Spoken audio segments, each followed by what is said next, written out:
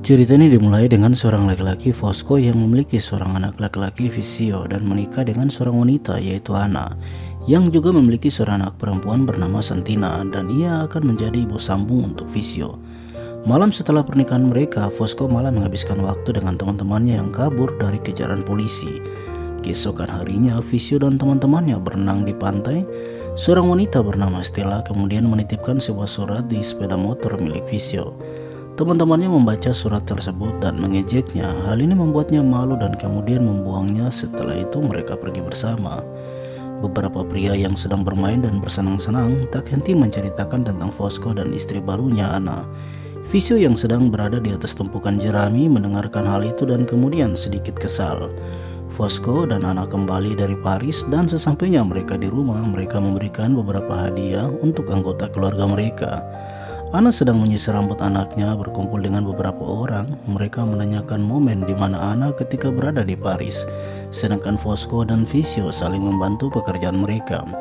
Namun kebersamaan itu hancur begitu saja karena Fosco yang selalu meremehkannya. Mereka mulai sedikit tegang dan akhirnya saling berdebat tentang masa depan untuk Visio. Fosco pergi bekerja keluar kota. Anna yang duduk di depan rumah terkejut melihat seorang wanita, Stella, memandangnya dengan mata tajam. Kemudian Anna masuk dan kembali ke dalam rumah. Visio kembali ke rumah. Setelah itu Anna tiba-tiba mendengar suara tertawa anaknya Santina dan kemudian masuk ke kamarnya. Ia mendapati Visio dan Santina yang sedang bermain dan membaca sebuah buku. Ia terkejut melihat mereka tetapi kemudian bergabung dengan mereka sambil mendengarkan Visio membaca buku. Fosco bermain dengan Antina sedangkan Anna dan Visio mengobrol dan membahas beberapa kisah dari rasa sakit ketika memiliki seorang yang dikasihi. Tiba-tiba Fosco menghampiri mereka dan menghentikan percakapan mereka.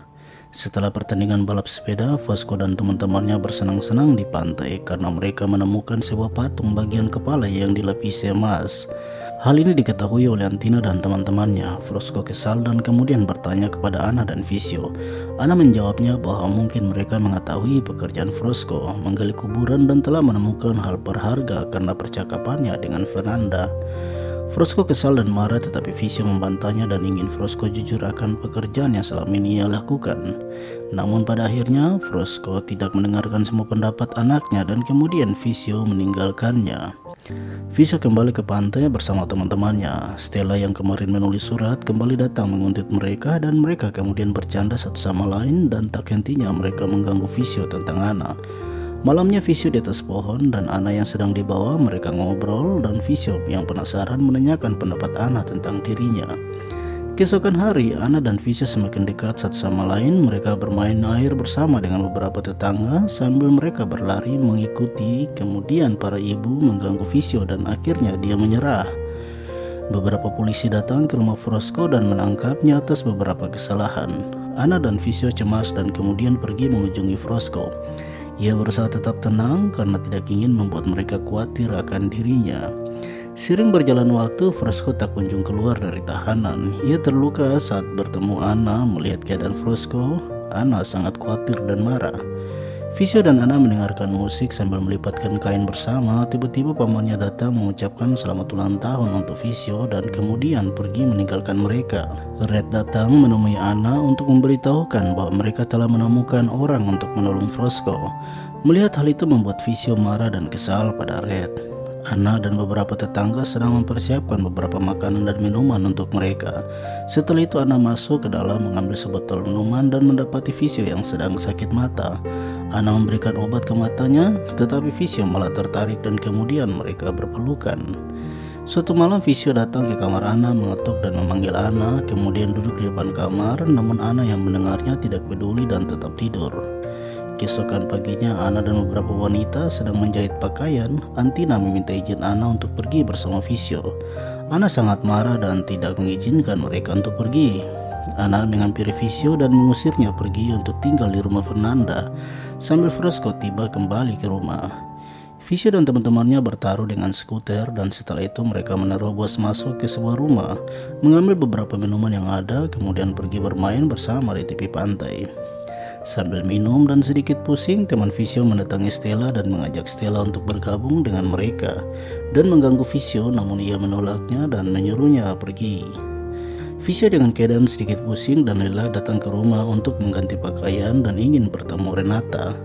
Sesampainya di rumah, ia berpapasan dengan Ana di ruang tamu keluarga. Ana mendekatinya dan mencoba membantu Visio untuk tidak pergi bertemu Renata dengan keadaan seperti itu, karena akan membahayakan dirinya. Visio kemudian menuruti Ana dan kembali ke kamarnya.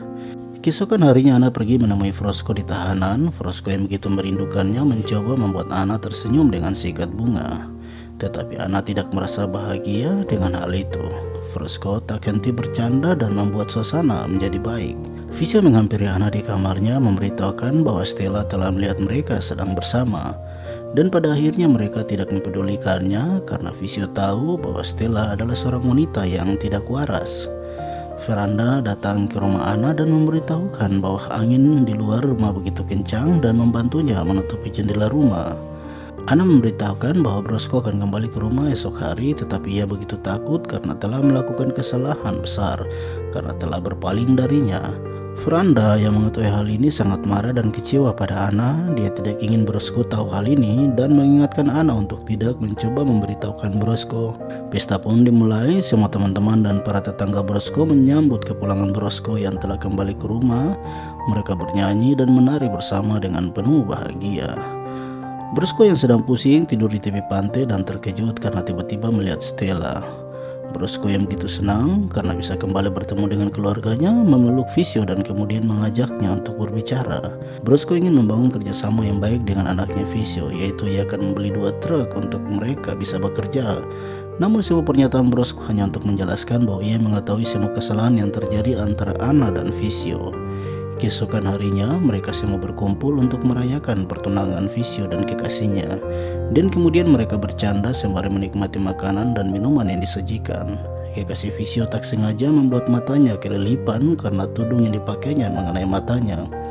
Kemudian dengan melihat kejadian itu, Ana sedikit tertawa karena mengingat hal yang sama yang ia lakukan saat bersama Visio.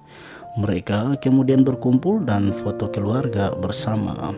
Demikian video alur ceritanya, saya harap Anda menyukainya. Jangan lupa berikan dukungan subscribe, berlangganan lebih banyak konten seperti ini, dan tekan tombol suka untuk membantu kami. Dan berikan komentar jika Anda memiliki rekomendasi film lain untuk kami reka film favorit Anda. Terima kasih telah menonton dan selalu berhati-hati.